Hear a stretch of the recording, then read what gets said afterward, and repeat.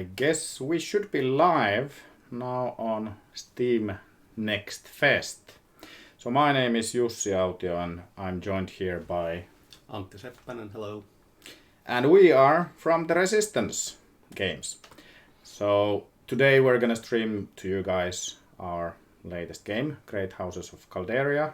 And Antti, what is Great Houses of Calderia? Well, Great Houses of Calderia is a new and upcoming grand strategy game, very much in the vein of Crusader Kings and Stellaris and games like that. But the kind of a twist in our game is that instead of controlling big land masses like Europe and such, you're trying to create a dynasty with your own family. Indeed, and it's of course best to show the game. That's what we came here for. A few words of Resistance games. We are mainly focused on PC strategy games, and this is our only second title, even though the staff of course has made plenty of other games. But let's put on the game. So for those who are just joining on the stream, we are of course working with Firesquid, a French-Swedish publisher, and the game is only on demo stage, or we're presenting you the demo, and it will be launched as early access game.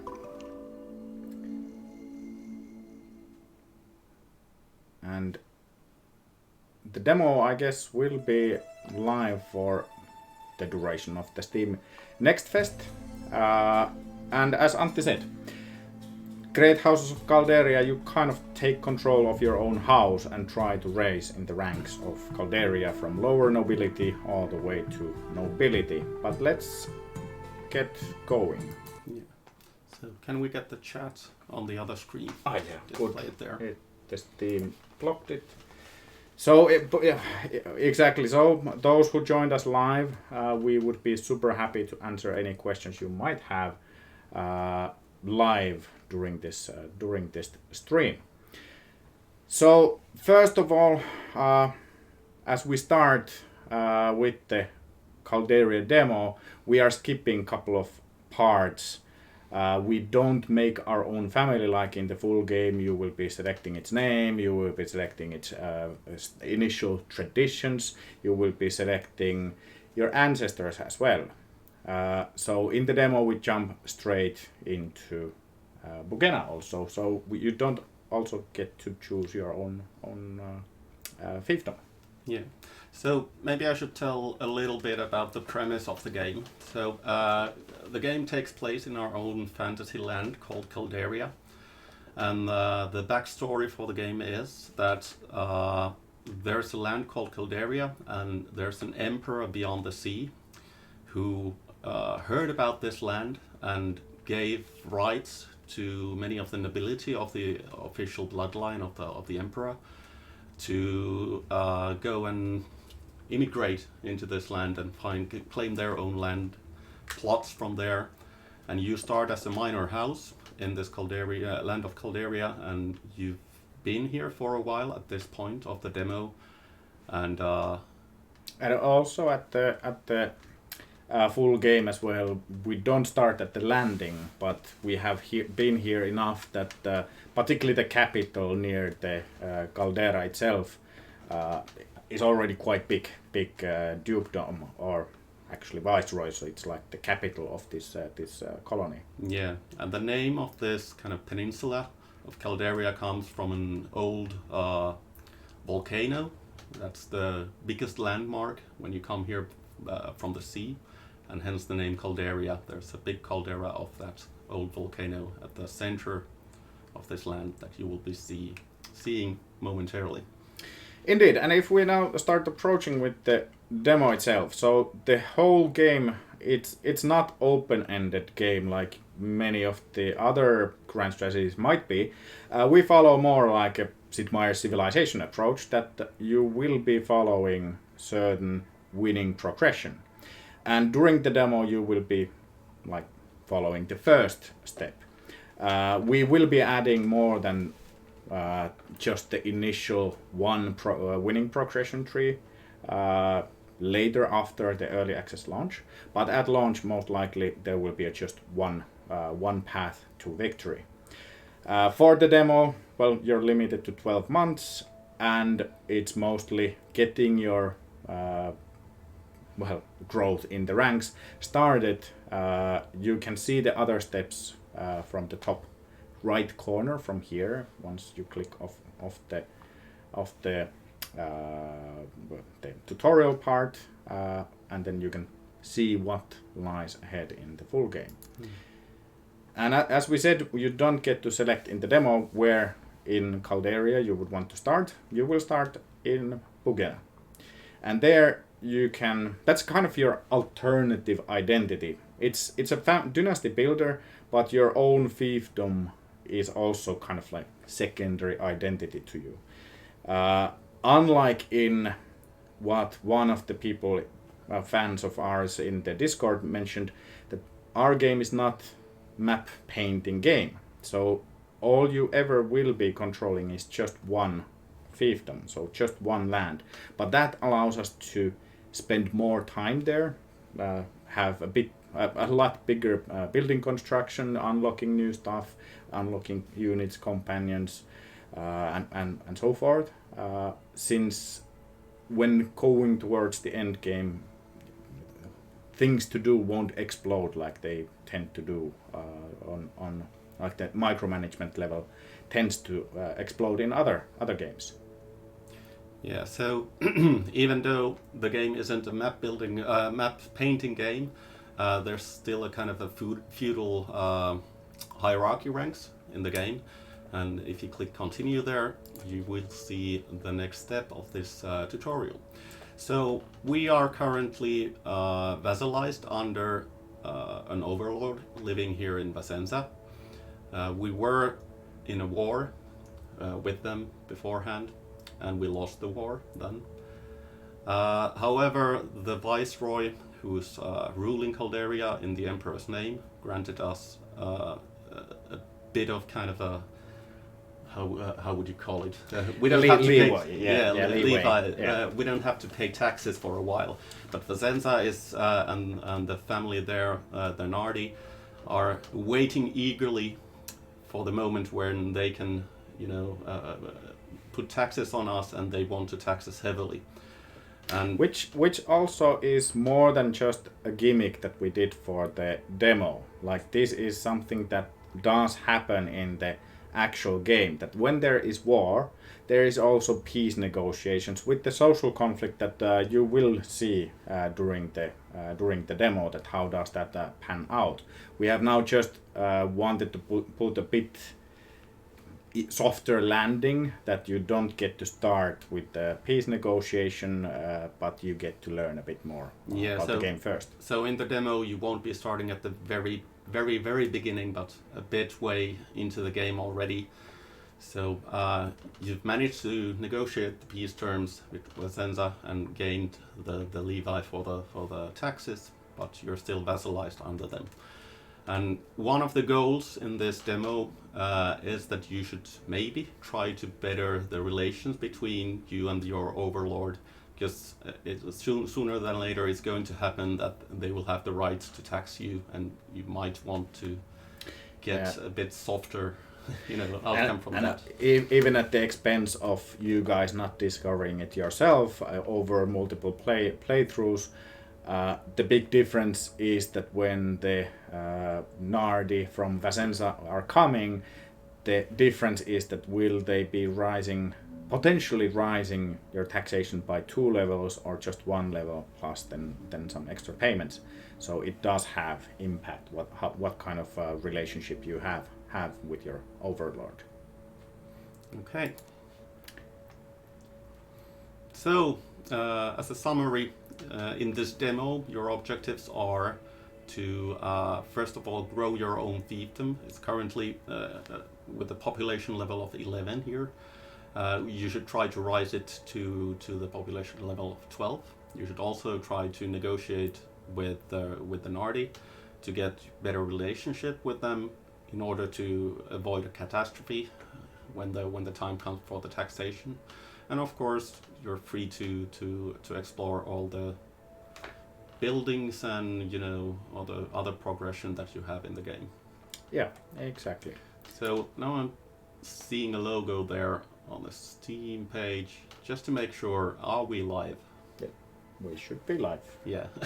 So, just getting a bit nervous. yeah, there is 270 viewers, so we are.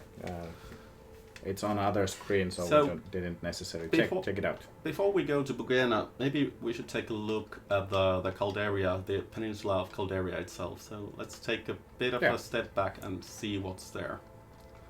I think not that far. Let's go a bit closer. So here's the big old volcano, and at the heart of that volcano is the caldera, and there's the capital of Calderia, owned by the viceroy. As we can see, there are many other houses competing here as well, or trying to live here and rise in the ranks of Calderia. And then also the map itself, as I want to emphasize that the game is still under development, but the different parts of Calderia are better at different things. So if you see a lot of mountainous area, that area is going to deliver more construction material and iron ore and so forth, and more fertile lands will have easier time providing more food. It's a bit of a digging out where you can see those special like bonuses currently, but they already are there. Yeah, and that's a great example of that. So before the people here now living in Calderia, there was also another civilization living here long time ago, and there are many remnants of that around the world of Calderia. And one of those special locations is here just north of Bugena.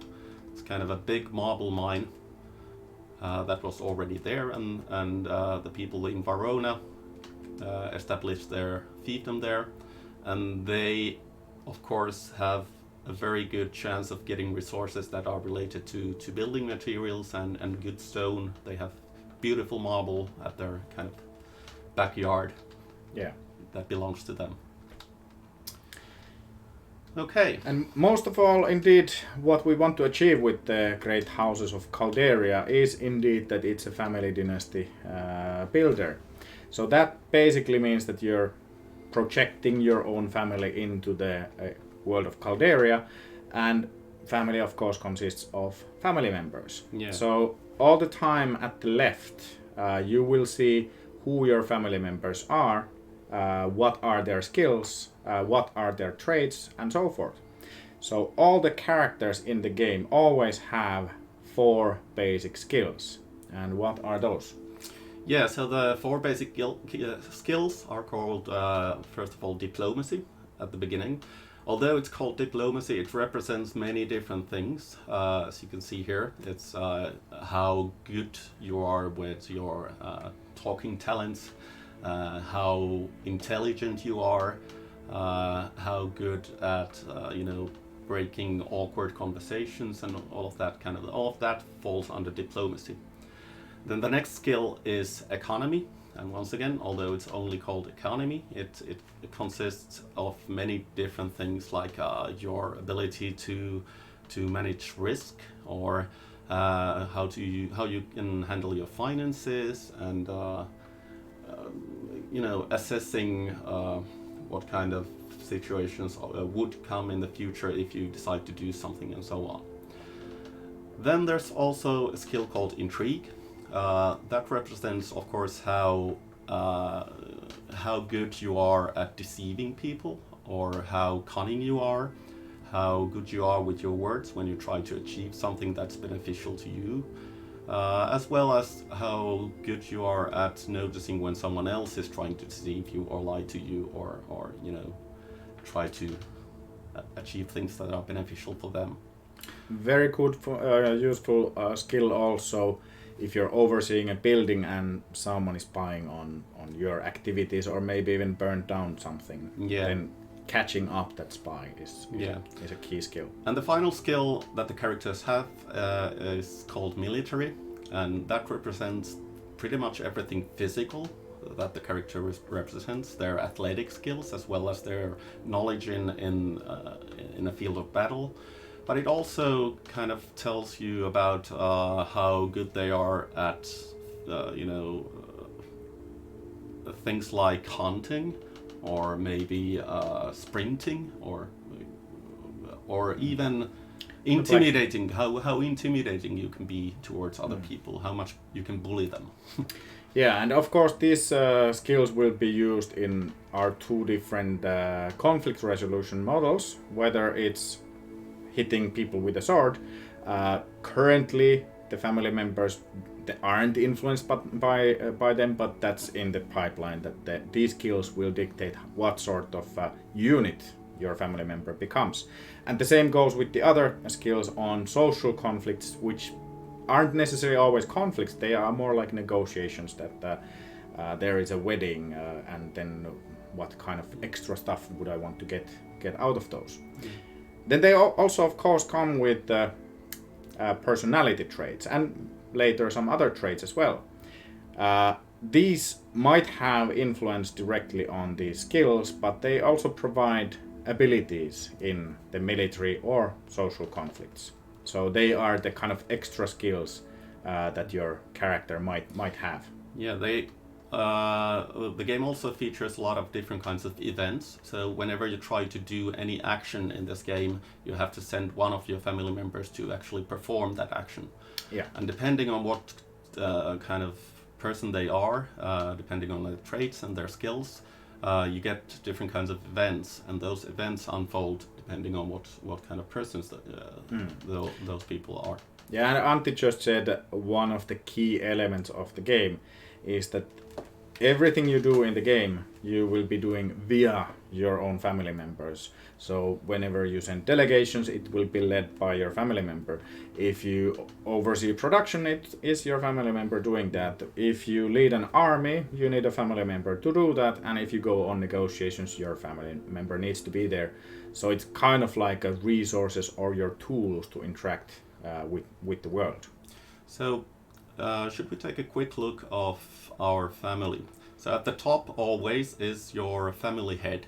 And family head is essentially a member of your family that is in charge of mostly deciding upon all the decisions that are related to your family or internal conflicts and those kind of things. He or she is the ruler of your family. So we have, if we go and see click on it so we can see the family view.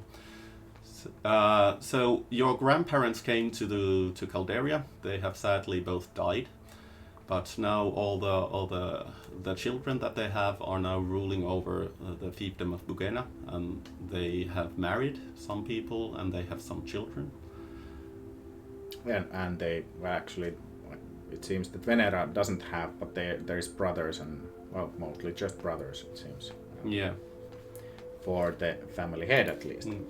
Okay, so should we take a look at the fiefdom that we own? Let's. So fiefdom, as we said, is kind of like the secondary identity for you.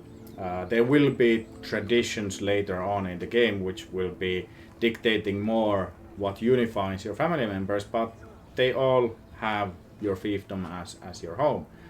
And very much like the Endless series or old Master of Orion or whatnot, how you manage with the fiefdom is by deciding what your population does. So, as Antti pinpointed, our fiefdom is the size of 11. It means that we have 11 population markers that we can move around to work on different professions. Yeah. And then in the different professions, they produce different stuff. So clicking on the profession itself, we can see what does these populations working there produce. So if I change the amount, we see that okay, now we're producing more crops. Yeah, so at the center top you can see that we have 11 different resources in the game. Each of them have specific functions in the game. Building materials are mainly used for building new buildings. Of course, many other resources as well, but that's the main thing. Crops are mainly used to feed your population, so you don't die to to famine, as well as feeding your herds and your horses when you get to it. And on the left-hand side, you can see which professions we have currently unlocked. The Borg is our kind of main castle and city at the top. And there you can find your marketplace that produces money. Usually, at least in my opinion, you don't necessarily want to kind of put your workers on producing money unless they don't have anything better to do. And one key element with the Borg is that it also produces safety. So safety is your defense value against any intrigue activities as well. So having at least some to increase your safety level, that's the main effort of the Borg. Yeah. And as we mentioned before, all the actions in the game are performed by your family members. So even though there are many different professions and the population that is working there is working hard, they should be overseen by someone, and that someone is one of your family members usually. And having a family member to oversee a different profession usually provides some kind of benefits to that profession, whether it be the workers are working harder, or maybe you get a better yield. Your crops don't rot so easily. You get better storaging capabilities, whatever you want to call them.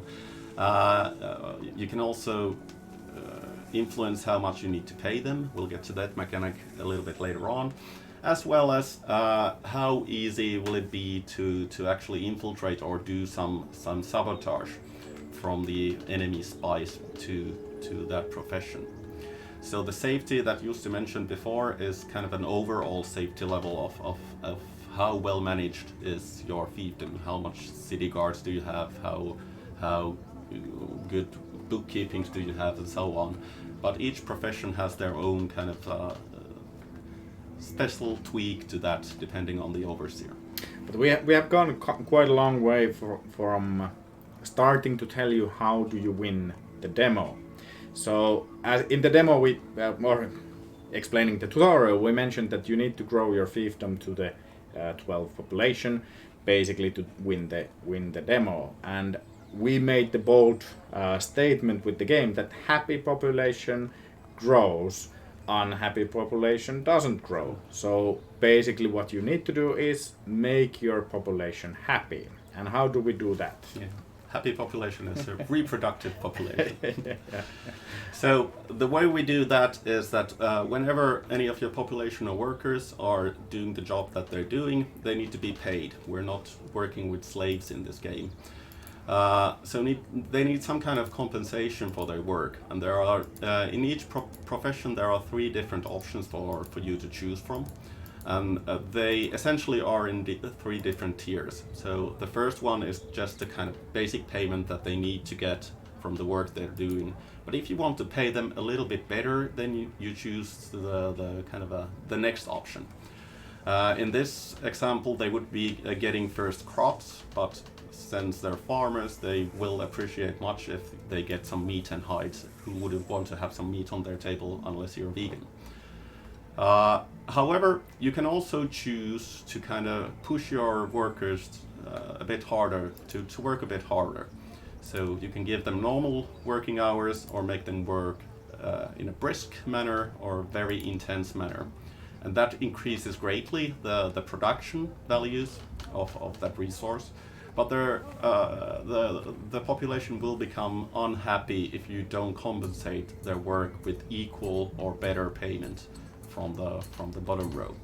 And if you are to join our later playtest, one of the key design goals of ours is that we don't want the game to be multiplayer solitaire, if multiplayer is the AIs in different families. It means that we don't want like a self-sufficient economy to be the best. Meaning that we will try to balance it out so that it's better if you produce excess amount of something and then trade in on the stuff that you have shortage of, so that dealing with the other families isn't a voluntary thing. Sure, you might at times prefer staying alone, particularly if you have angered your neighbors. But the best way to play the game should be that you interact with other families in the game and trade some resources that you don't So have. keep good relations with your neighbors and try to have some trade contracts with them that are beneficial for you. But Yes. now that we've kind of started the game and talked a lot about the mechanics, maybe we should try to make our first steps towards actually winning the demo. Well, let's first, before, if you mean by balancing out the things, Yeah, maybe we've explained still a bit the larger part of progression. Yeah, sure. So each of the profession also comes with plenty of different stuff that you can unlock, build, and then get some bonuses. And to begin with, you don't have all the professions unlocked. Mm-hmm. So these some will of course influence just the production. You get bonuses here and there. You might unlock more worker slots that more people can work in that. But slowly and steadily you will also unlock military units as well as companions, which are your social conflict military units, or not military units, Yeah. like So assistants. So companions, they could be compared to influential and interesting people who are not from the nobility, but people who are interesting enough to be taken into, let's say, parties or even negotiations about something, and they have something that they want to say, and people respect them, and sometimes they are for entertainment values, like someone like a fashion designer would be very interesting in parties to talk to. Okay, so And mostly these like progression trees, they rely that if you are on certain level, then there might be connections, but the only bigger difference is the Borg. Basically, if you have a Borg, then you upgrade it to keep, then you will start unlocking the keep level upgrades for that level. yeah, so all the progression in the professions are tied to that progression, that profession only. So you usually need only something built beforehand from that specific profession. But if you want to go into the next tiers that are currently grayed out, you have to build a better castle essentially for yourself. Those are kind of a bigger goals along the way while playing the Great Houses of Calderia. So once you build a keep, all the tier 2 buildings in all the professions will be unlocked for you to build. Yeah, but let's now then jump into what Antti suggested, that how do we win the game. So Yeah. let's start making them a bit more happy, and let's go through We should first, profession by profession. well, we should always first make sure that our people are getting fed. So depending on your population level, it's 11 at this point. All the people will eat one of your crops each day. So you're losing 11 currently, without taking into account all the compensations that you have to give to your workers. So we need to at least break even with our farmers before we can start to Unless we want to of course we can trade, we can but trade yeah, crops yeah, from somewhere else, but I think at the beginning we should make sure that we are self-sufficient on the crops front. Okay, so if we have 11 and one population eats one, then I guess 11 is the very, very minimum that we need in order for us to be self-sufficient with food. Yeah, without that we would be bankrupt in 10 days. Yeah, exactly. At the resource panels, you get to see the balance information. That basically means that you have production. Your overlord, still you pay some basic taxes, but you might be increased by one level or 2 levels, or if you negotiate well, then no levels.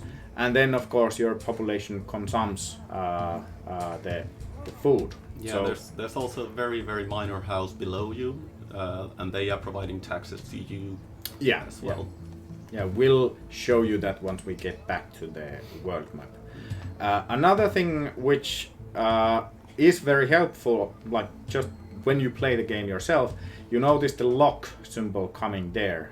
It means that the tooltip is locked, and the tooltip might have additional tooltips within that. So then, if you wait for the tooltip to get locked, then you get to see extra information if there happens to be additional stuff. So I think at this point we can afford to take at least one farmer out and still feed our people. Should we move them perhaps to builders or herdsmen? Well, if we want to build something new into this fiefdom, I think we are going to need some materials, so let's put them to builders, I would suggest. Sure. So currently we're also compensating them with meat and hides. Can we afford that? We have 50 no, meat. we haven't yet selected. Now we are feeding them. No, but in the farmers you were giving them. In the yeah. Maybe the farmers should stay with crops, I think. Okay. At this point. Yeah.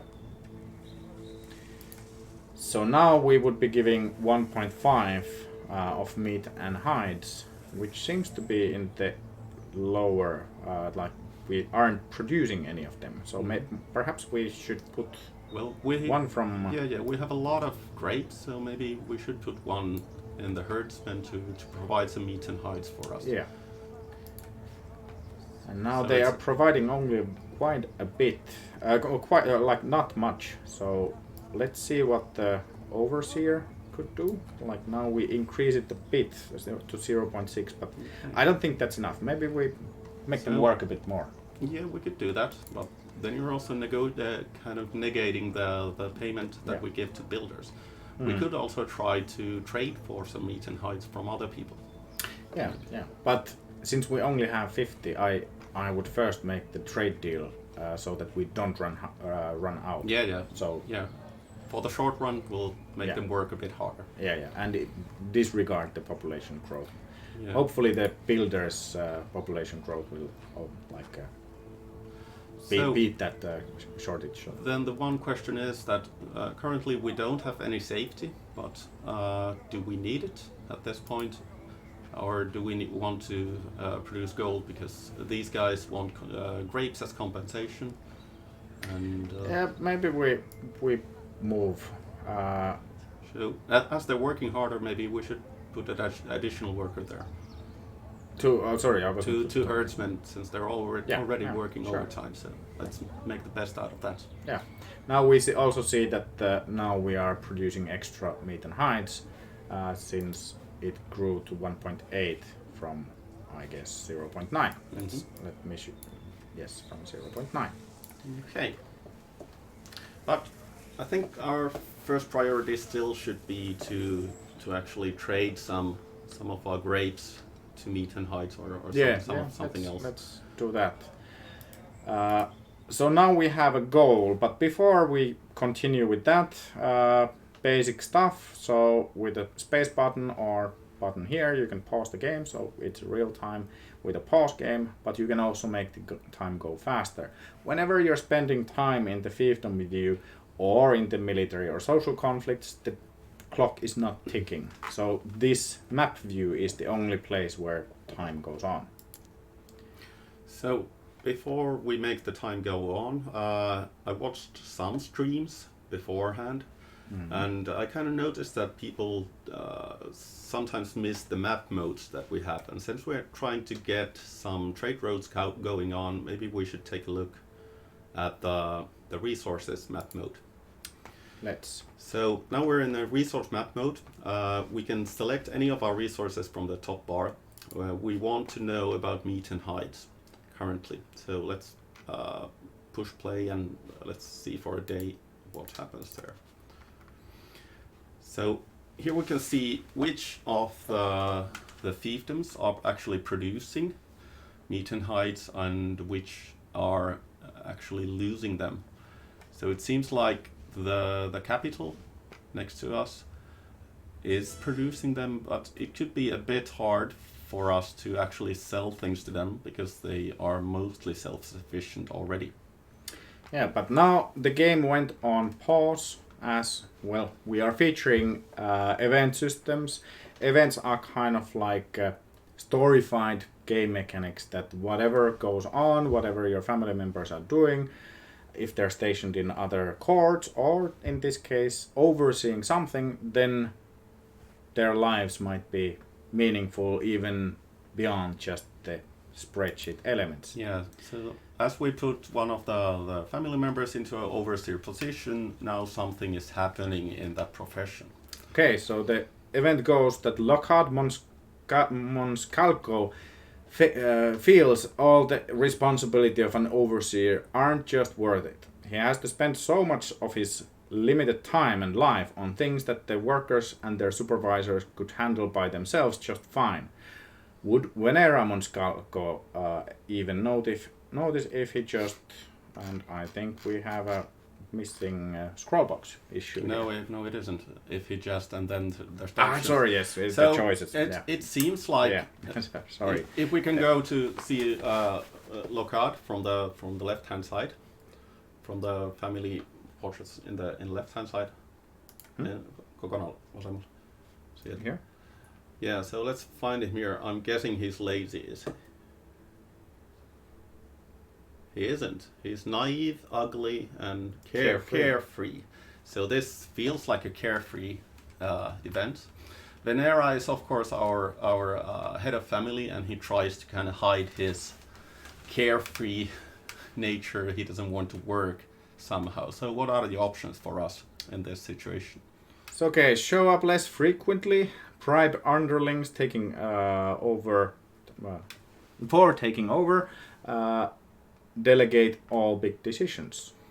Okay, so there are some keywords there on the bottom. Can you tell us what those keywords mean? Yes, so our events actually are not they're quite complicated, and usually every event has anything from 4 to 20 different outcome possibilities.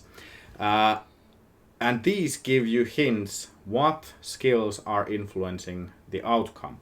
As a kind of designer's explanation, there is XY coordinates at the behind under the hood, and these choices are tied with starting position on those coordinates, as well as tied into these skills, perhaps on the traits that the characters have, and then they search for appropriate outcome based on the player's choice.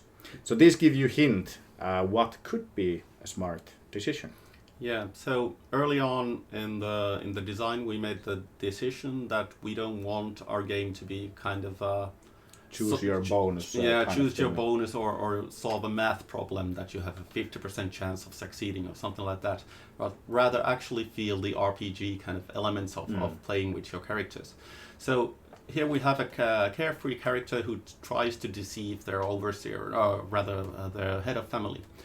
And the diplomacy has to be connected somehow to the delegation of all the decisions. Intrigue is clearly maybe not showing up at all, or maybe trying to or bribing. Or perhaps. bribing. So we would be losing potentially 10 gold on that if we bribe people to do it.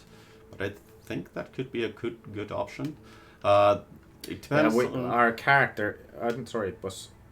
Our character is super bad at intrigue, though. So perhaps the intrigue isn't the way. So way to maybe go, we should try diplomacy, since our character is better than the overseer at diplomacy. So delegating with your speech skills. Yeah, if we think that is the answer related to diplomacy. Yeah, okay, let's try that. So easing his workload, Lockhart Monscalco enjoys significantly shorter days in the builders. It doesn't seem to be a win-win situation. His absence shows in the numbers, and Venera Monscalco inquires answers for this drop. Aha, we got caught. So now Venera got negative respect towards the Lockhart. So then they don't respect anymore. Yeah. So whenever you get these relations, you can show the tools for the relations there. So in here you can always see the relations of the two characters in the events. So now we can see that there's -5 on respect, and there are some bonuses and penalties depending on the traits. Because Venera is poised, he doesn't really like carefree people, or rather likes carefree people, but because she's a recluse, she doesn't like carefree people. So they kind of they balance it out. Balance it out at this situation. And from Locard's point of view, because he is ugly, he doesn't like poised people. And because he is ugly, he does like or has some sympathy for the recluse people. Yeah.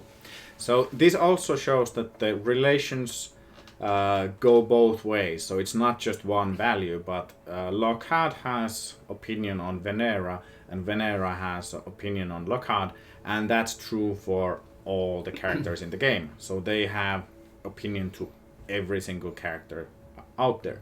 There is a special thing which we will be doing better explaining, but the family heads relationship against or towards other family heads is what dictates how much the different families like one another. Yeah, so we'll say that later on. But here Venera lost some respect towards Lockhart. Luckily this was only a family internal issue, so they'll handle it out. Yeah, and these usually wear out over time, so the loss of respect isn't permanent effect. Yeah. Only if it's something very kind of drastic. So let's put on pause here. Yeah. Something very drastic then is going to be permanent, like killing your brother or something like that. You're not going to forgive that quite easily. So maybe we should try to maybe trade with Rolano. They are next to us there. So let's see if they what their situation on grapes is, or what are we going to be selling to them.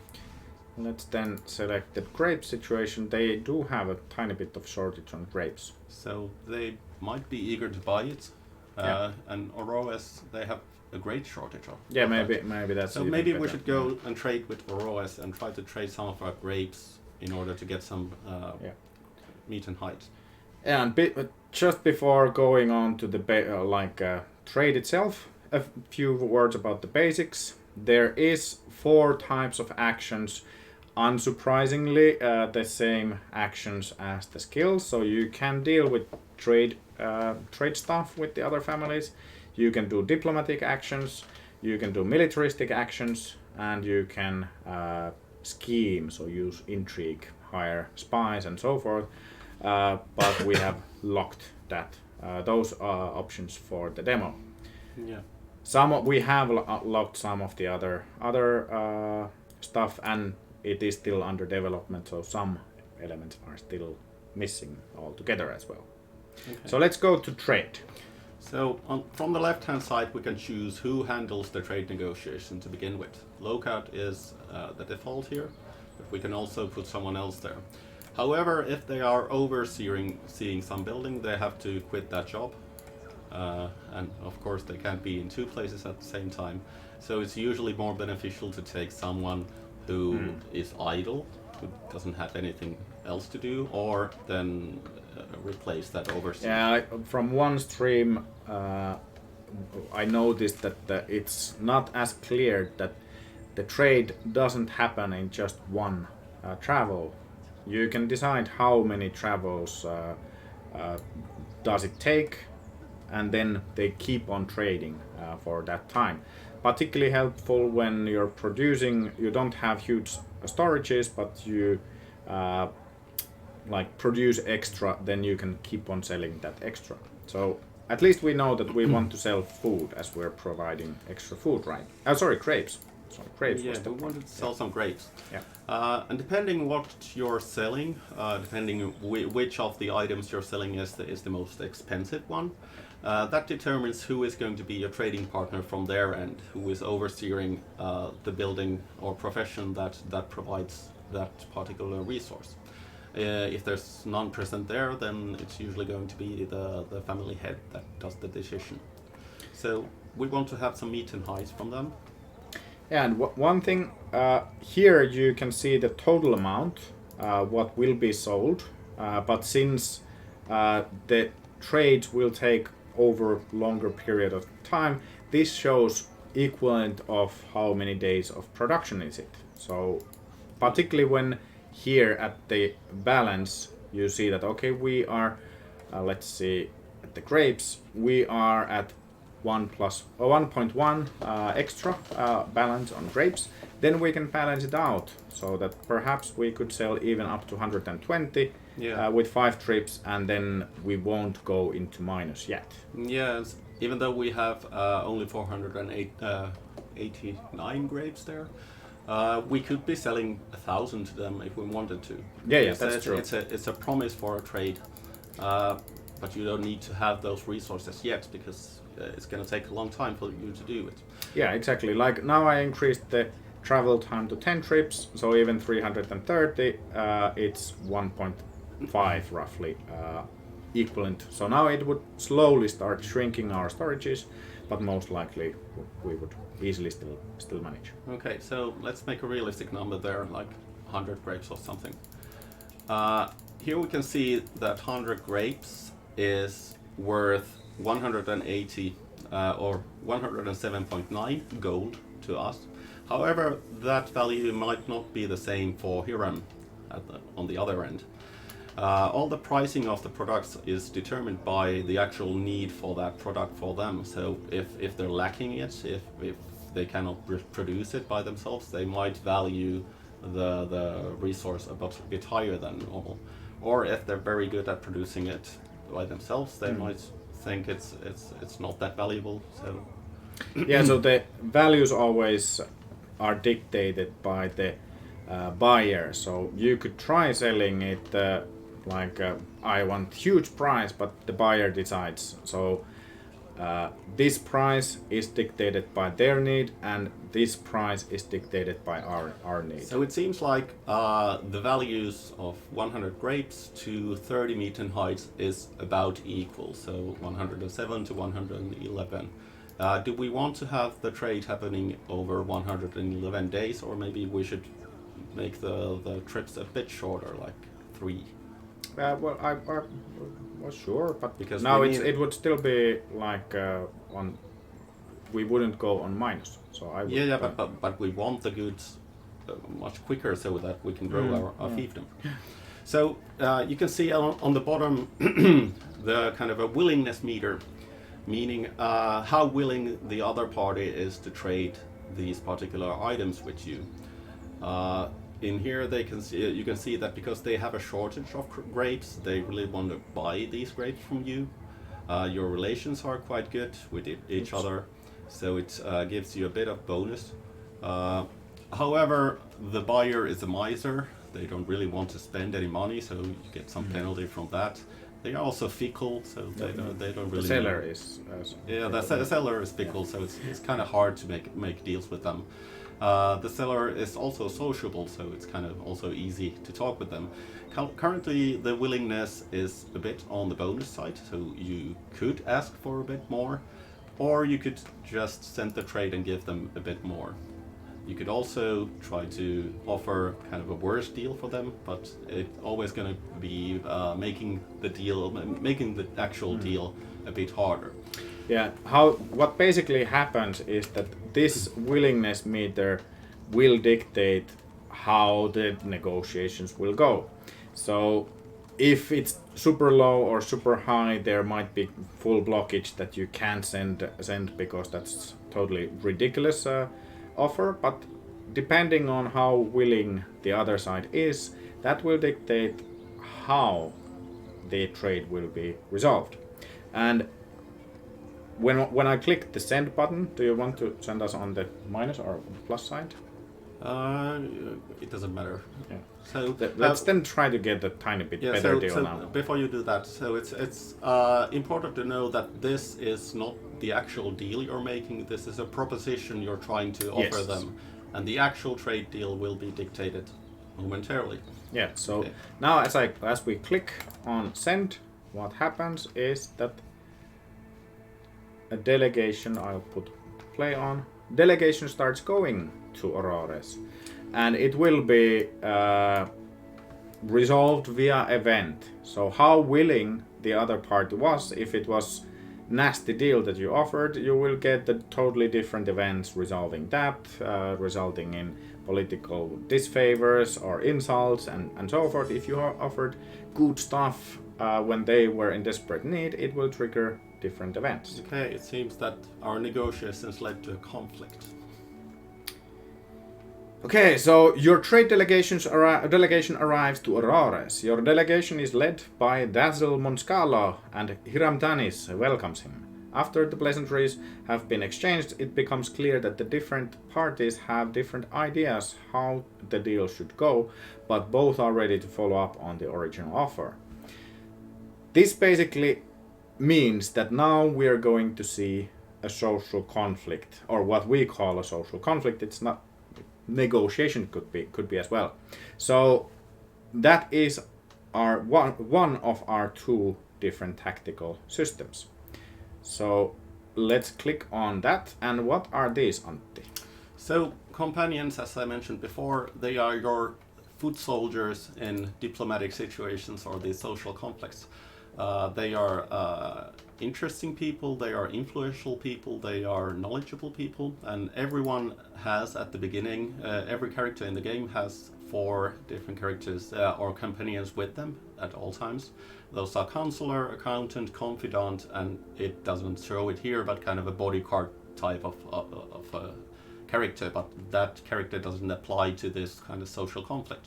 We have also unlocked a new companion called Viticulturist, who knows a lot about grapes, which would be a very good, maybe a good companion to trade about. And indeed, even if I pinpoint to the game being developed, definitely this screen should have a tooltip on the skills of the characters. We didn't have enough time to add that as the game is still under development, so now you basically have to just guess which is which. You will see them after the selection of what their skills are. Yeah, but, so essentially they have different kind of attack and defense values, so to speak, although they're called rhetorics and you know, and with names like that, and they have different stats. And nerves, how long they can listen to people yapping and so forth. And honor, which is like if in the debate they're being hurt in their honor, then they might leave the conflict altogether. Okay, but let's take those 3 into the combat.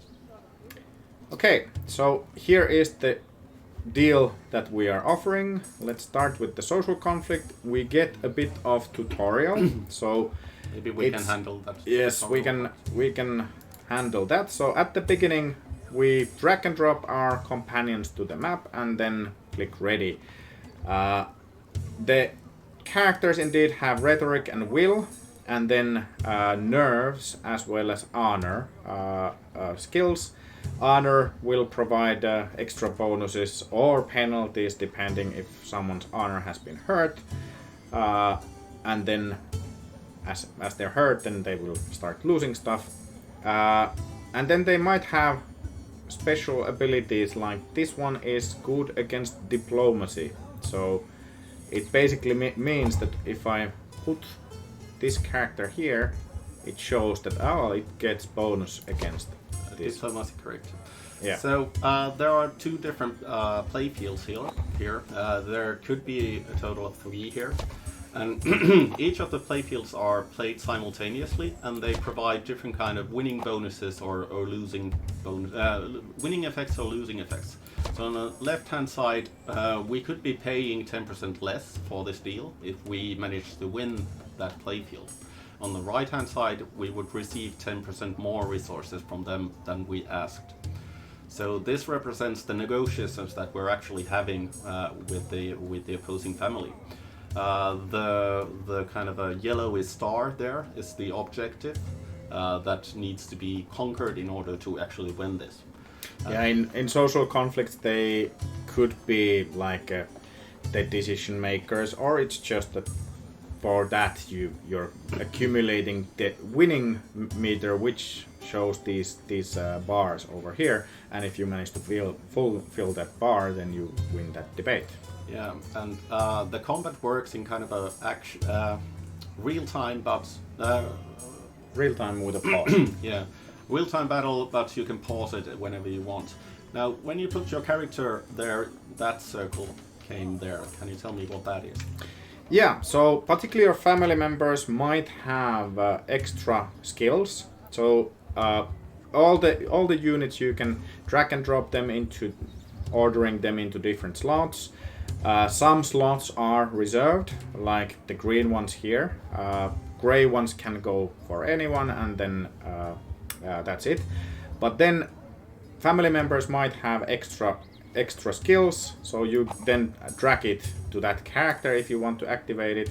And it seems that this is how close we were to finalizing the demo. So the tooltip didn't have wrap there, so I hope everything is set. When activated, unit attracts all possible attacks to itself for 10 seconds. Everyone, including the unit itself, becomes invincible. So basically, having a chit chat basically means that they're just talking. No one is making any damage to anyone, and so forth.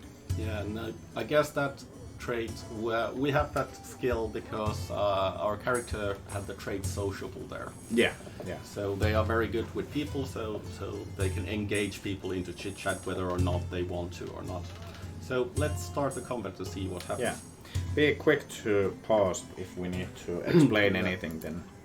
So what happens now is that if you paused already, so all the slots, they have connection points kind of representing chambers or places in the different courts. We can see that some start to debate with the objective that hey, we should be receiving more resources, and if they have connection points, then they start debating with one another. So the connection points here are very important.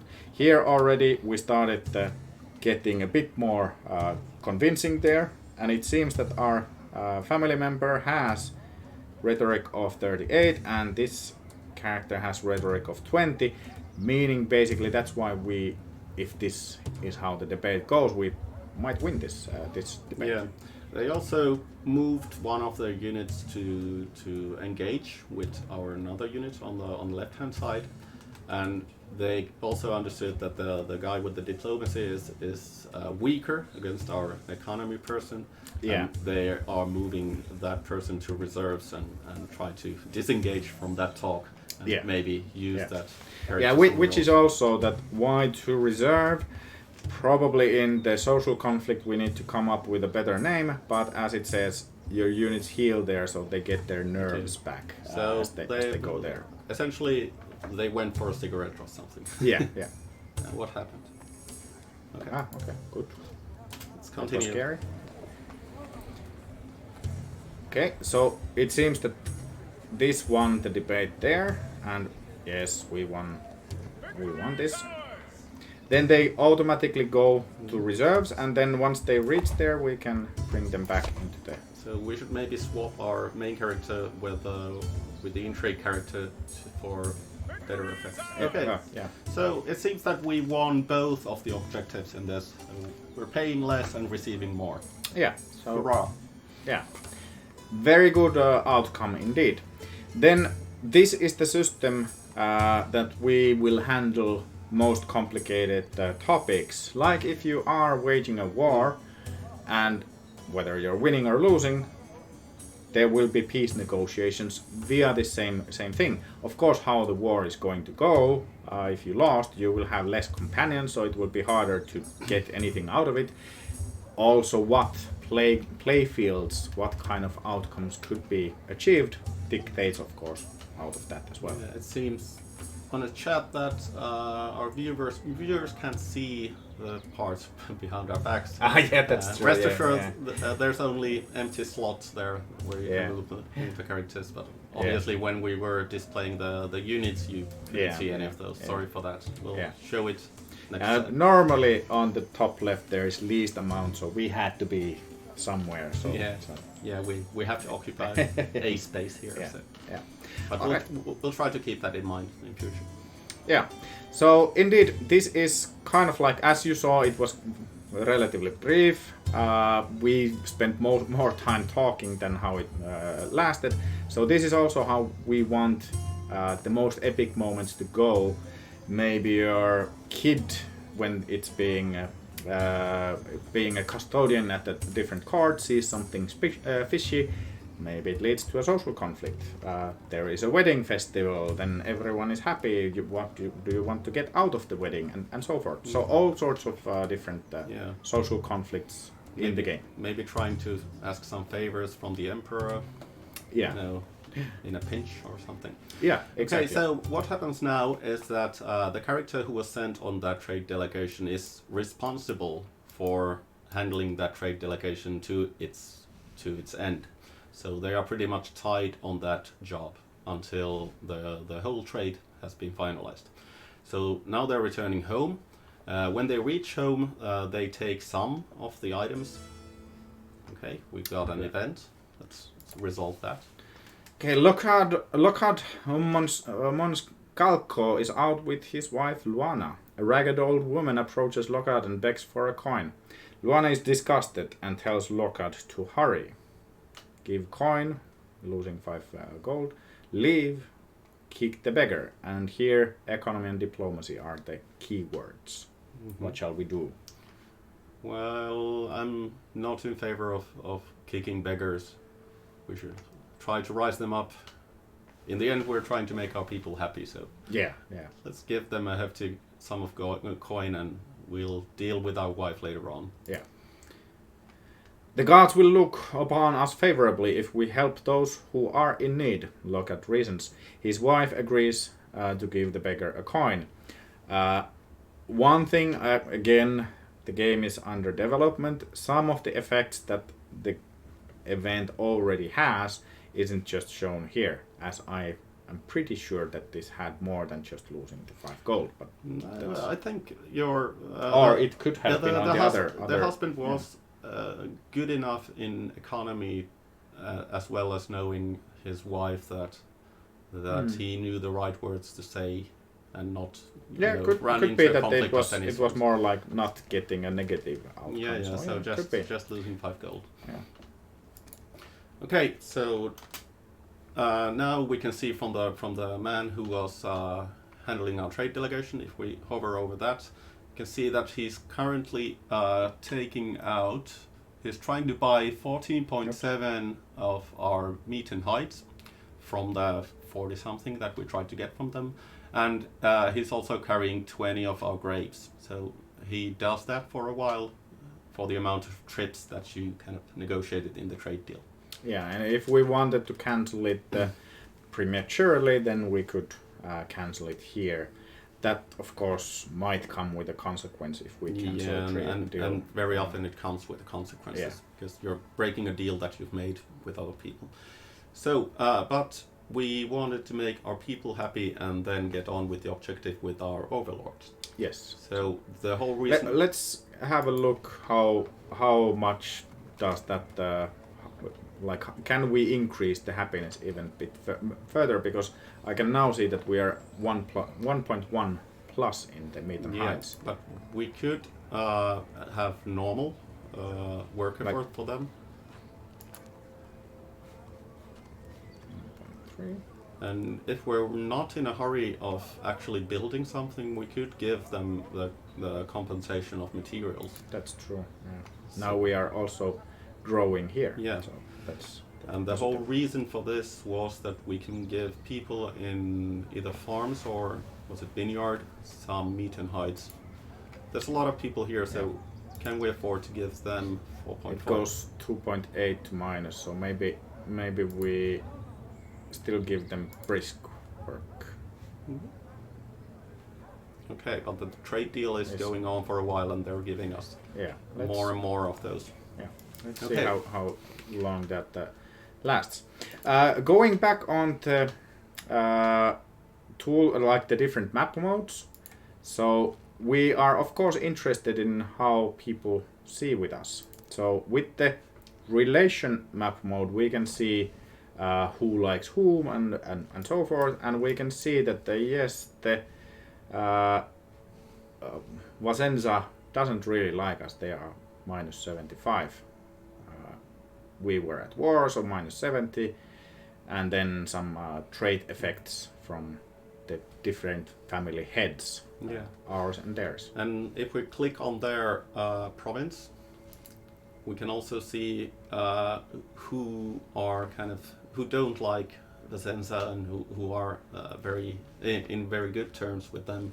So if we would like to scheme or something with some other families against them, we might have a better outcome with someone who already hates that family. Yeah, and unsurprisingly, we hate them quite a bit. So it's also like the feeling is mutual, so to speak. So obviously we lost the war.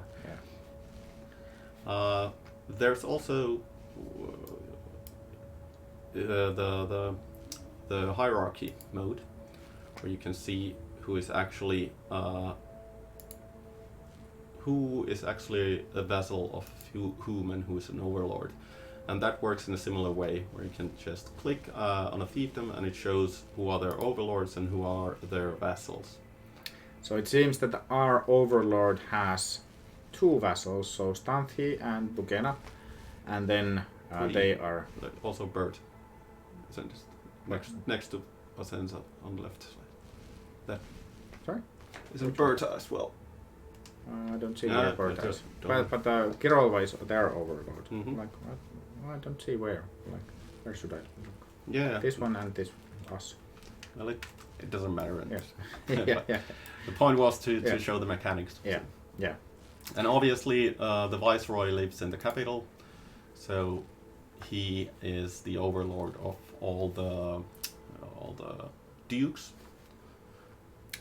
Yeah. So this mode shows only the direct vassals. So then these are direct vassals of the viceroy, and then they start having.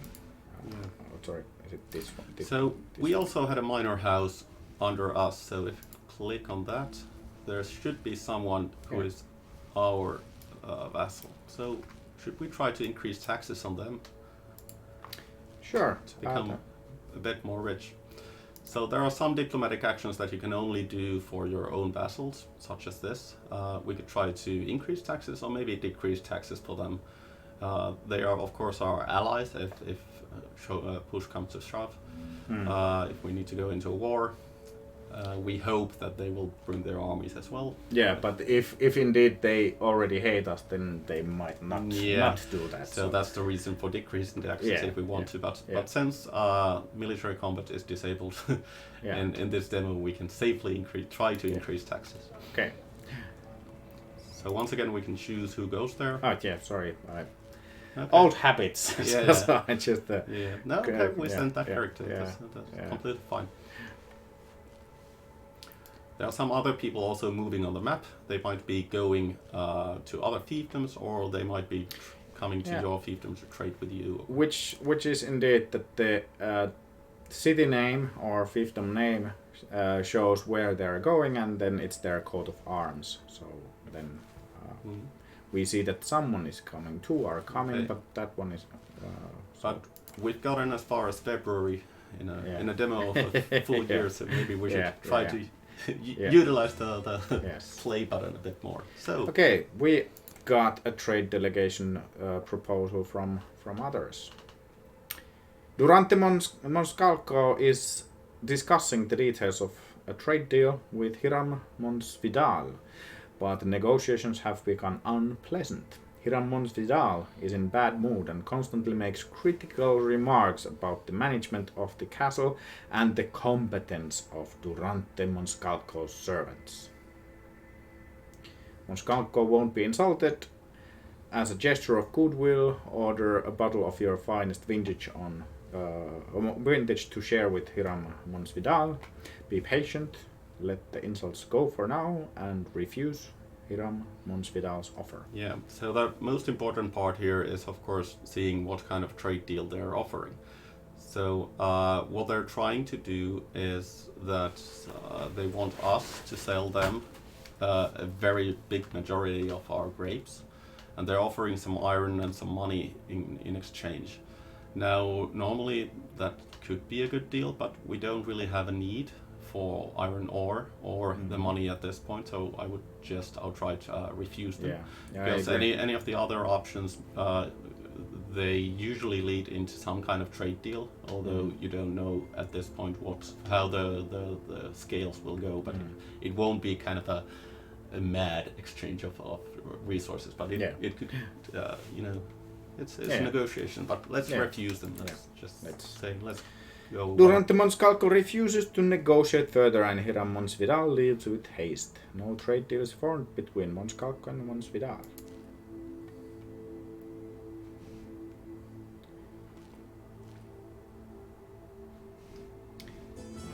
Okay, another trade deal. Noin Novoa has arrived to your court to negotiate a trade deal. How would Verenera Monscalco like to negotiate? It's again the same metal ore that we have. Yeah, they want to have some grain from us. Refuse them as well. I don't think. Grain could work, but I don't think we have a need for ore. So okay, refuse. So could we use double speed here? Yes, let's see. So there's the one guy going to propose the increasing in taxes. Another trade delegation. Ines Monsvidal has arrived to your court to negotiate a trade deal. How would Durante Monscalco like to negotiate? That's a preposterous deal. We don't even have that many grapes. That's true. They would be offering meat and hides for us. We are a tiny bit increasing, and we are, by the way, out. Okay, this could be interesting because they're offering meat and hides and also money for it. Yeah. And if it seems like we can't fulfill the trade deal, we could trade from someone else the grapes that we need. So, but maybe I would actually be happy if we offer less than what they ask for. Okay, let's try that. After a lengthy discussion of offers back and forth, both parties agreed to slightly alter the offered terms as you wished for. Okay, so what was the end result? Well, I think we are paying, wasn't it? We're paying a tiny bit less and so getting the same amount. Got like 100 grapes off from the deal. Yeah. Okay, that was a good trade for us. Yeah, that is very good. Now the action prompt is saying that we are losing resources. I think we're losing it so slowly that for the time being we don't need to worry about that. Some more trade delegation. We will refuse this outright. We cannot afford that much grain.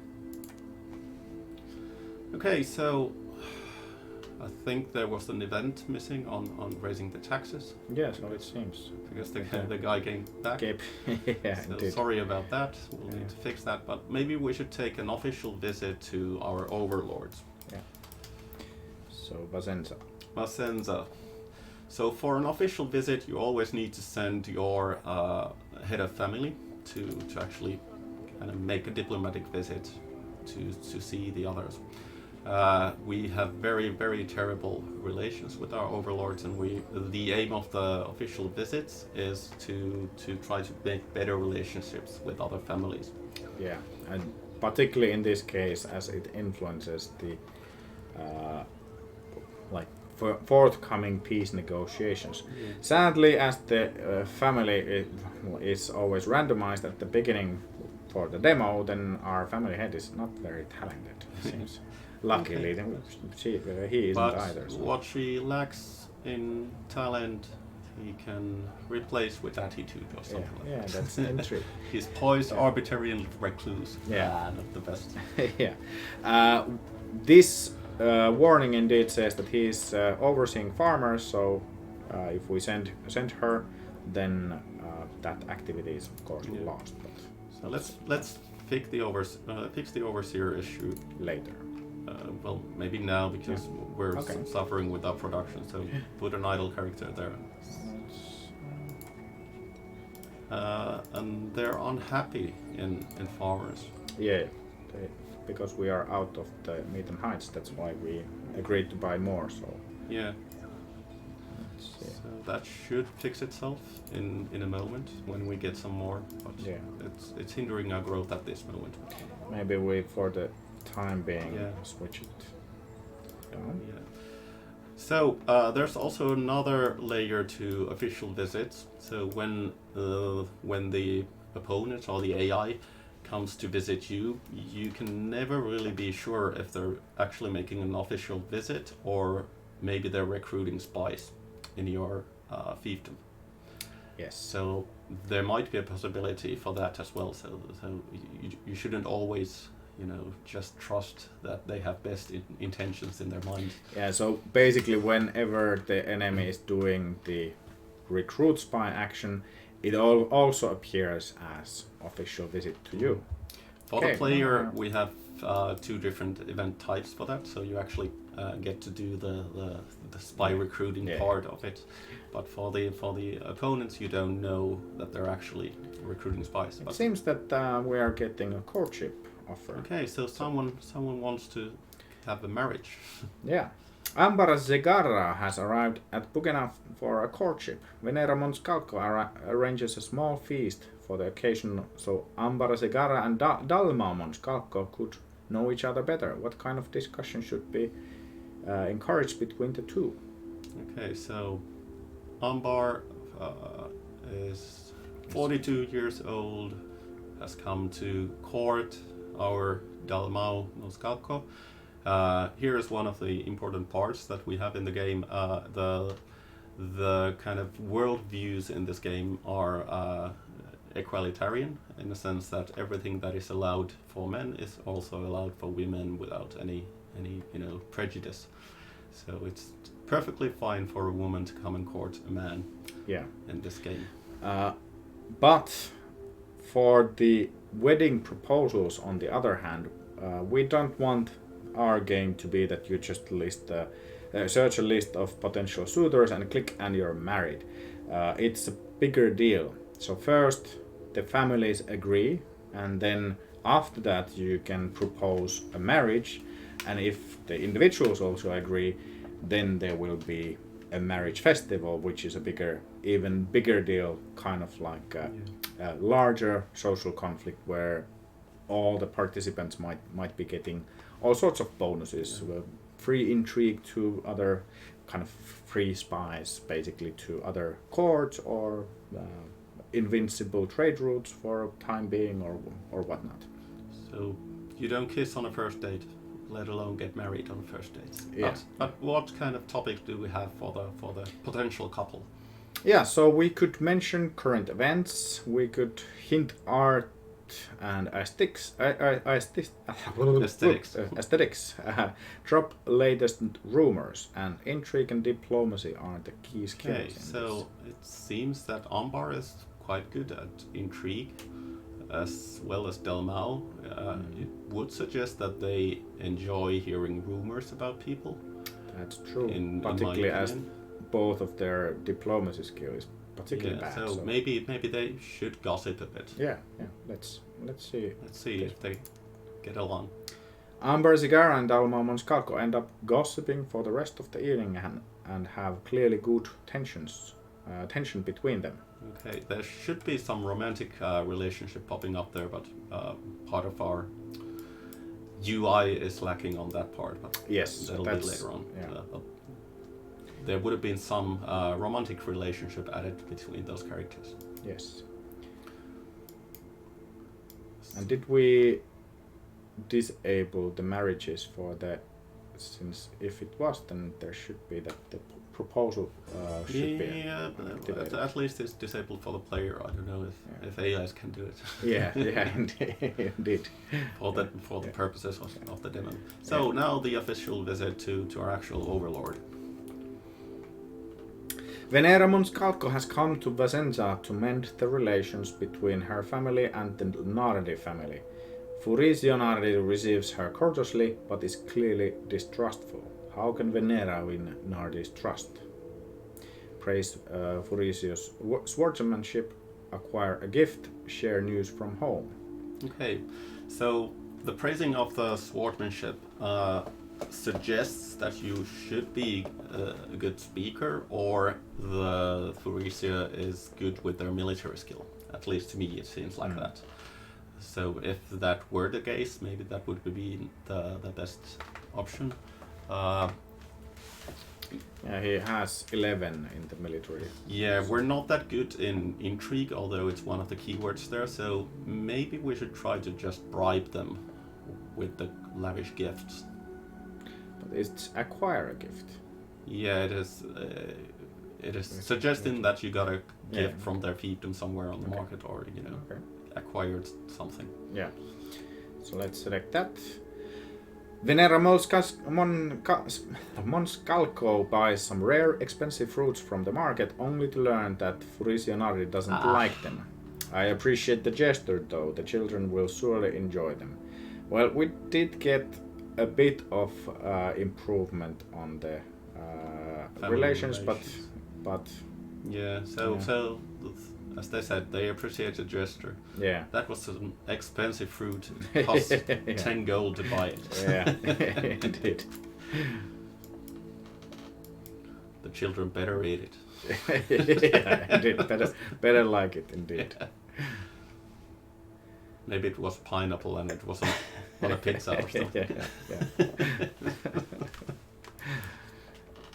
One thing that maybe now is a good time then to discuss the Said it on double times. Yeah, discuss the other elements of the game. So as basically your family members are your tools. So there is plenty of other diplomatic actions, like sending them to be advisors at the other court, so becoming court member there. That will provide a relation improvement. You get to hear some gossip from the other families and so forth. So since our relations are so bad with them, maybe we should try to have a court member in their court, because that is considered to be a great honor. Yes, in the land of Calderia. Yes, and also it provides, intel. It's too bad. Our relations are too bad for us to even propose that. Yeah, indeed. So some of the actually good point. It should still appear here, but it should say that your relation isn't good enough. So they don't want the enemy lurking in there. Exactly. And the holes. So, but for the sake of demonstration, maybe we could do it for Oroas or something. Yeah. Send. So once again, from the left side, we can select which character we would want to go. The icon here shows that the 3 others are already doing something. So if I try to suggest that, it shows that the that woman there didn't like the beggar, and she was quite mean. So maybe get rid of we her. could send her to the other. Yeah, sure. So obviously it was just one event. Yeah. Okay, so these are the skills. So let's send the character there. Now the married couple is going to be split for a while. Yeah. Oh, such is life in Calderia. Yeah. Yeah, one of the key elements indeed is, which you have probably noticed already, is that there is no teleportation in Calderia like in, well, lots of other strategy games, that the resources just teleport and characters exist in a abstraction. In Calderia they always go where they need to go, and then things take time. So on the night of Luana Monscalco's arrival, Carmitanis arranges a ball for their court. Participating in group dance could be a chance to raise status in the company. Mm-hmm. Impress them with your skills. Flirt while dancing. Okay, so military, even though it doesn't really sound like that, it also affects your ability to dance, so to speak. It's a physical thing. Flirting would be more on the diplomacy side on this case. In some other case it could be also an intrigue action. but should we try dancing? Because at least she's very good with the diplomacy skills. So I think the flirting is for the diplomacy. Yeah. But just for the sake of it. Yeah, let's. Luana Monscalco gets some smiles for their effort and is approved to join the court when asking Carme Tanis afterwards. Okay, so she is now permanently living in the fiefdom of Aurores, or permanently in the sense that we can get her out of there if we want to, and they can also cast her away if they don't want to keep her anymore. But she's now a part of their court. How are we on time? What time is it? We have been ongoing for 1.5 hours already. So I have forgotten to check the chat completely. Yeah, I've been looking at it every now and then. But we're in August, so we can play through the demo. Yeah. Now, what we saw, or if you paid closer attention than I did, you saw the Vasenza delegation come to our place. It is that dreaded delegation that already tutorial hints. So now there is event overlord ready to humiliate you. So it would have been a different thing if we did manage to improve the relations, but now that the time of reconciliation ordained by the Viceroy himself is over, the delegation from Nardi has arrived.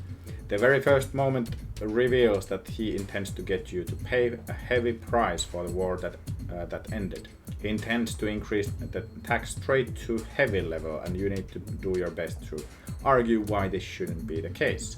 Yeah, there's a unfortunate thing here. Well, yeah, that was still a text. Expect a difficult negotiation.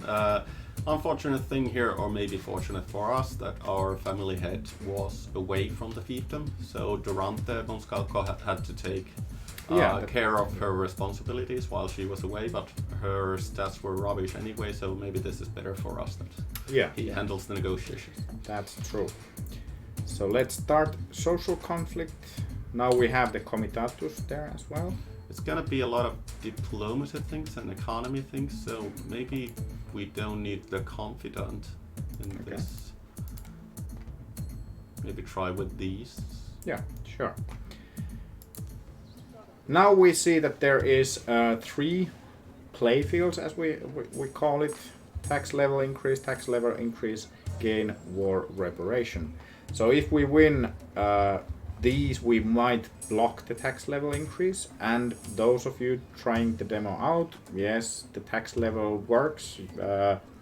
From the tooltips you see that it will go higher, you start paying more, but the view which would show the tax level itself is still missing. Yeah, and it's not a mistake that we have 2 of the same type of playfields here, because there's a threat that the tax levels will increase by 2 levels, and we can prevent 1 or none or both of them.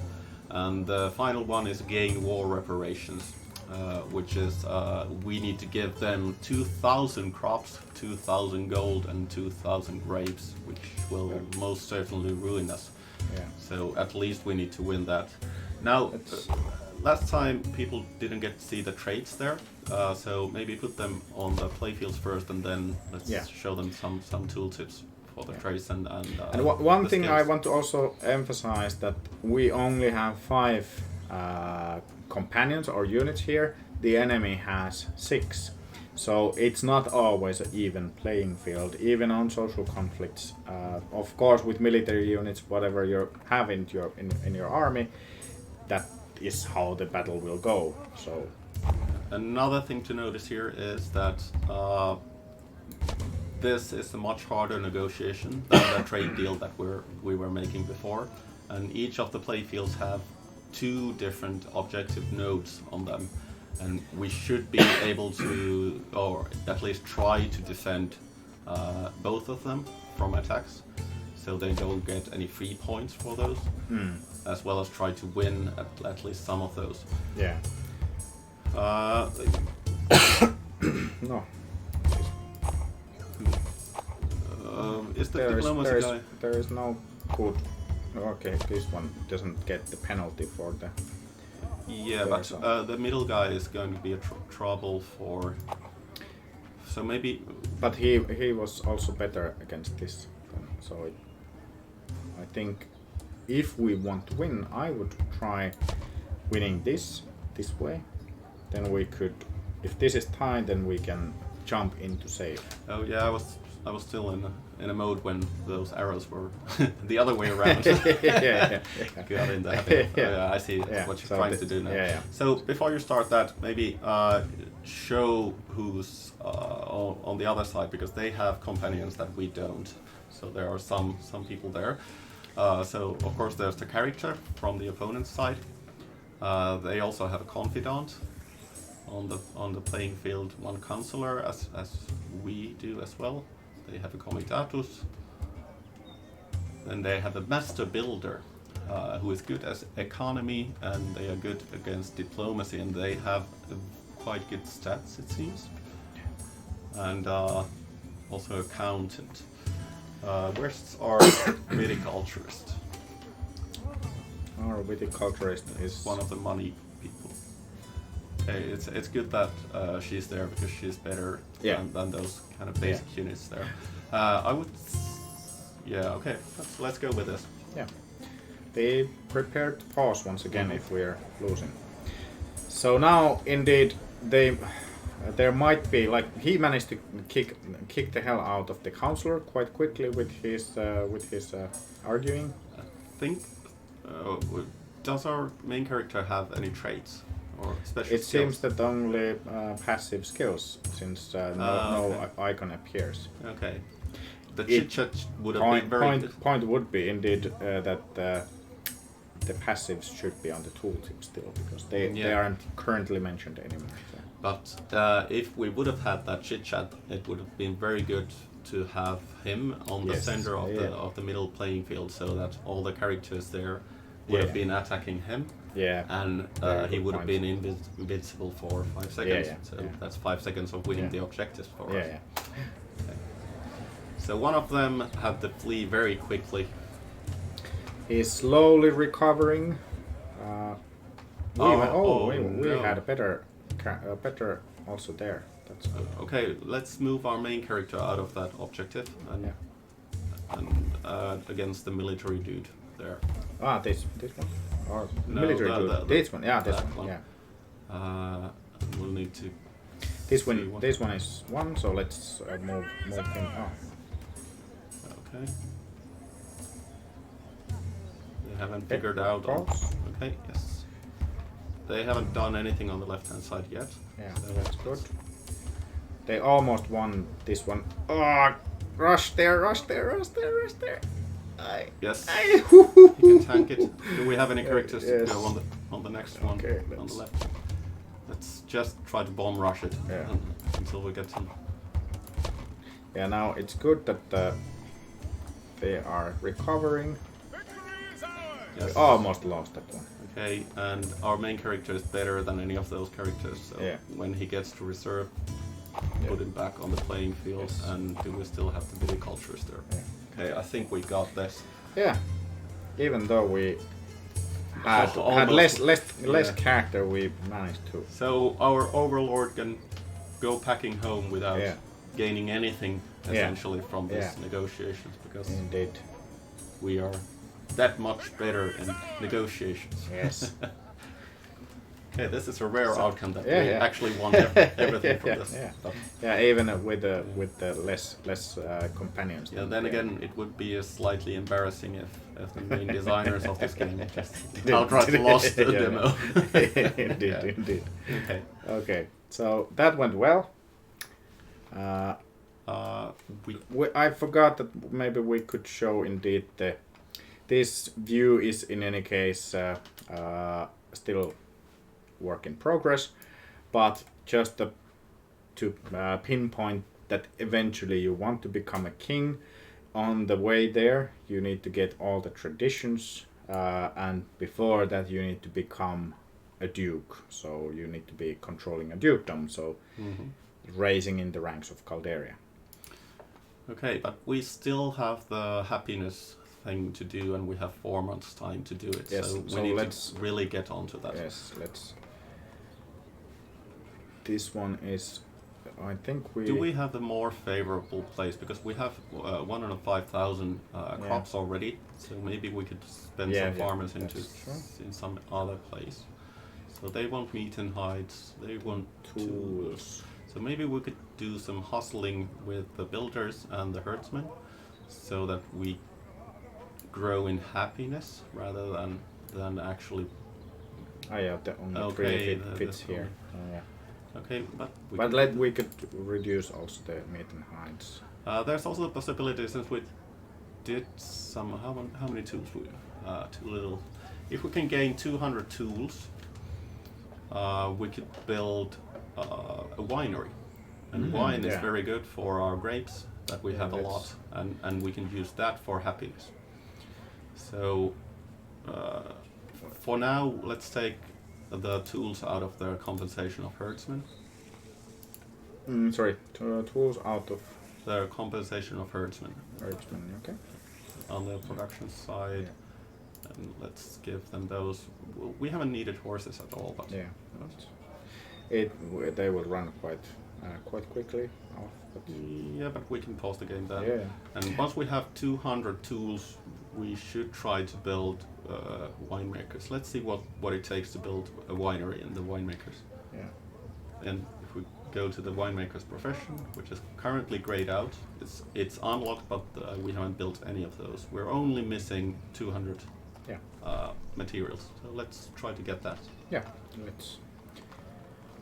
It will take 70, slightly 2 months basically, roughly 60 days. So make the builders work a bit harder.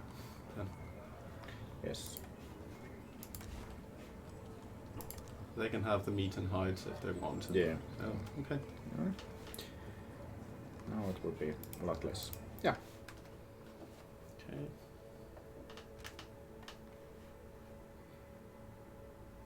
Let's put some more time. Going faster.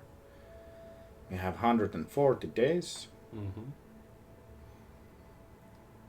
Could be doing some actions, but let's focus on those tasks. Yeah. Okay, so now one of the people came for an official visit to our farm. Amaya Bayonana has come to visit Bugena. She is warmly welcomed as the Bayona family is on good terms with the Monscalco family. Dasil Monscalco needs to make sure that she is comfortable. Dasil shows Amaya the garden. What kind of subject should he bring up while they walk? Intricacies of trade or latest fashion? We're quite good with economy. It doesn't show the keywords here, but I think the probably. Intricacies of trade. Is that something she would like to hear about? 10 economy maybe. Let's try the intricacies of economy. Dasil shares his views about how the price of different metals should be determined. Amaya is clearly bored and changes the subject to the caring of fruit trees. So it didn't work out. Made our family relations a bit worse. Yeah.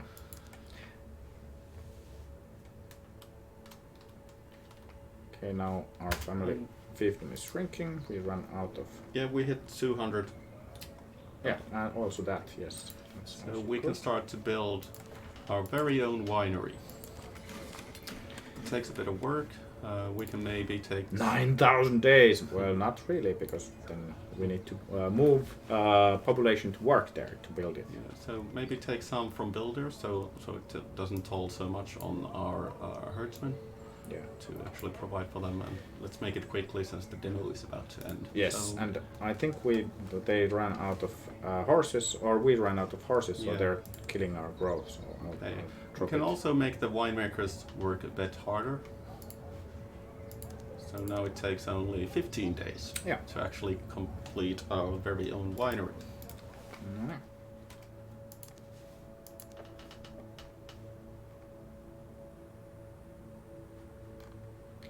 Building progress, 70, 80, 60. Official visit, just when it was ready. Yeah, for the grand opening. Yeah. Durante Fontiroig has come to visit Bugena. He is warmly welcomed as the Fontiroig family is on good terms with the Monscalco family. Dalma Monscalco needs to make sure that he is comfortable. Dalma shows Durante the garden. What kind of subject should he bring up? Or should he bring up while they walk? So the same event. So it's the same event. So should we try the? It's a different character, but should we try this time the latest fashions? Yeah, sure. The diplomacy though is super bad. Yeah, well, let's see what happens. Okay, Dalma asks how Durante feels about the latest hairdress fashion. Between you and me, I don't understand it at all. It just looks like they found something a cat brought in and put it on top of their hair, Durante replies. Character laughs. That's exactly what I have been thinking. They spend a pleasant afternoon walking and going through the most laughable fashions. Okay, so that worked. Insulting others is a bonding factor for these two. Okay, we now have a winery. Okay, someone wants some courtship. But let's deal with this first. Okay, now we're making 2.4 wine per day, and someone wanted, is it farmers who wanted to have wine as their best? Yes. So maybe we should try to get that going. Yeah, maybe even full on, and then they want crops, so they're beneficial. We could each other. We could use our money, Yeah, and then maybe brisk so that we don't lose. Let's see. Yeah, now we would be on the plus even. So. Yeah, okay. And let's see these guys. We could give them now tools. Also. Okay, let's so we get some population growth there. They could get some money as well. Yeah. We can afford. Can we afford putting the less intense work effort now? Yes, we can. Or can we? No, actually, 0.4. Well, at least have equal payment for them, so we don't lose any growth. Yeah. Is everyone else okay? The winemakers needs an overseer. Let's not put our children to winemakers. Why not? You have different growing methods than I have. Yeah. See which one of us is a father. You can also give them. Those guys can have some meat and hides. Yeah, that's true. Okay, so now we have. Let's see the tooltip from the population 11, not that one. From above there, 12 per day. It's gonna be tough. I think we don't make it, but we did our best. Yeah, there were some 12 other per. Well, it's not too far, but. Okay, but now our population is growing very much. There's an event. Courtship. Courtship. Krara Vartag has arrived at Bugena for a courtship. Venera von Skalko arranges a small feast for the occasion, so Krara Vartag and Durante von Skalko could know each other better. What kind of discussion should be encouraged between the two? Mention current events, hint art and aesthetics, drop latest rumors. They're both bad at everything, but you choose, whatever. Intrigue, diplomacy. I think current events is the best, as at least it's... What kind? Krara Vartag and Durante von Skalko have civilized discussion of family matters and daily politics. They certainly come along well. Yeah, once again, the romantic relationship doesn't show there, but... Yeah. And also this courtship mechanics is something we have closed for the demo. It would include the wedding festivals, and we didn't have time to balance those out. Okay, so maybe we should try to kind of wrap this up. So refuse the deals and see if we get the it's been almost 2 hours already. Yeah. So overseer event. Okay, something interesting. While overseeing winemakers, Locad von Skalko has observed many harmful habits blooming amongst the workers. Many days end with unfinished labor and the wares are handled poorly. He thinks these unnecessary losses could be avoided and something must be done.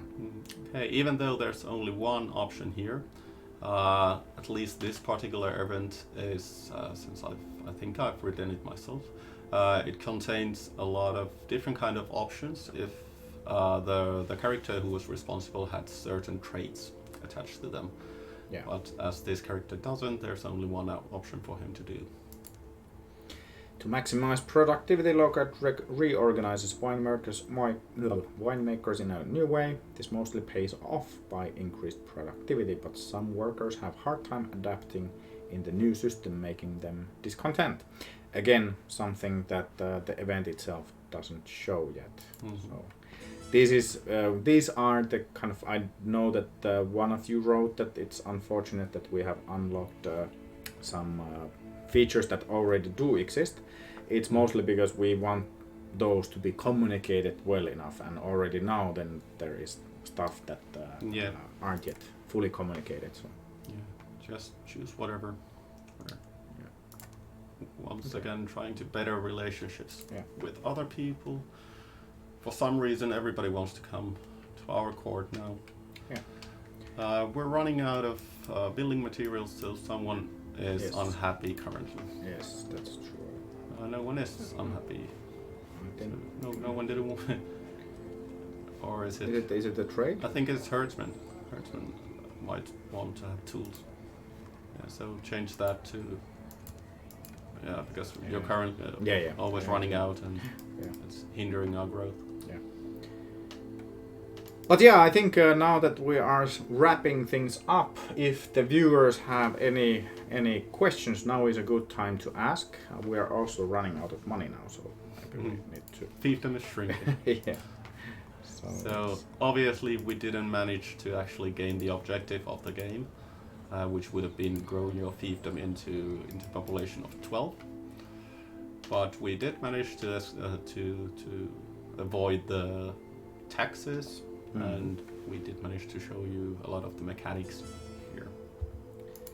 Request for squireship. Okay, so now there's an Adela who is only 11. They're requesting to become a squire in our fiefdom. Yeah, with squire. There's a young woman at the door. Carasso has sent Adela Corasso to become Durante Monscalco's squire. Welcome, dear girl. Sure, she can sleep in the stables. Why should we take her? Adela Garanzo is not suitable for my squire. So, squireship, there are many things you can do with children in Calderia. The main kind of function for children in the game is to usually send them to someone else's court to be either squires, or if they're younger than that, like age 5 to 10, they can be wards. And the benefit for that is usually that the characters, when they grow up, they gain some more additional skills when they are taught by someone else than their own parents. And also they become your kind of little birds or your spies in the other courts. Which we've also forgot to mention, that the same thing works also if you send court members. So you do get intrigue levels on the places that your family members are stationed. So in the case of squireship, usually the characters who are sent as a squire and spend their life as a squire from the young age, they become better at their military skills when they're older. Later on in the game, maybe not at early access, but once we get further on, you can have other kind of positions as well that will increase other stats for the children. So you can kind of dictate where the children are going to, what they will become when they're adults. Yeah. But, sure. Let's welcome. So then, of course, it increases the family relationship as well.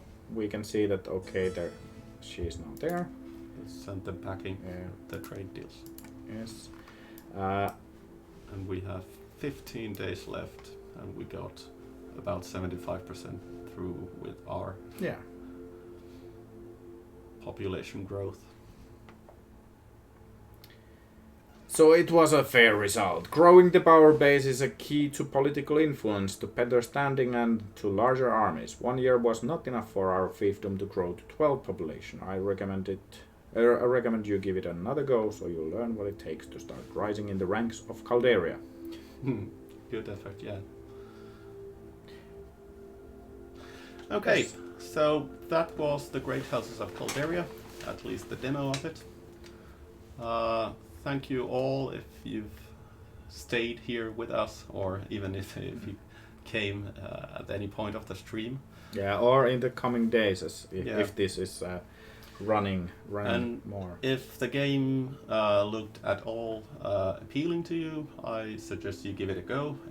It's free, the demo, for the duration of the Steam Next Fest, and you're also welcome to join our Discord channel if you want to talk with us or give us feedback, or just be alongside with like-minded people who like strategy games and like Calderia. Exactly. And give us feedback. It will help us focus on the most critical elements. We, of course, are fully aware that the game is still in the works and there is lots of communication that the game needs to do. We have plenty of features left, but to focus on the right stuff, giving us feedback, that would be enormously helpful. And don't forget to wishlist the game if you like what you saw. Thank you, and this was The Resistance. Viva la Resistance. Thank you. Thanks.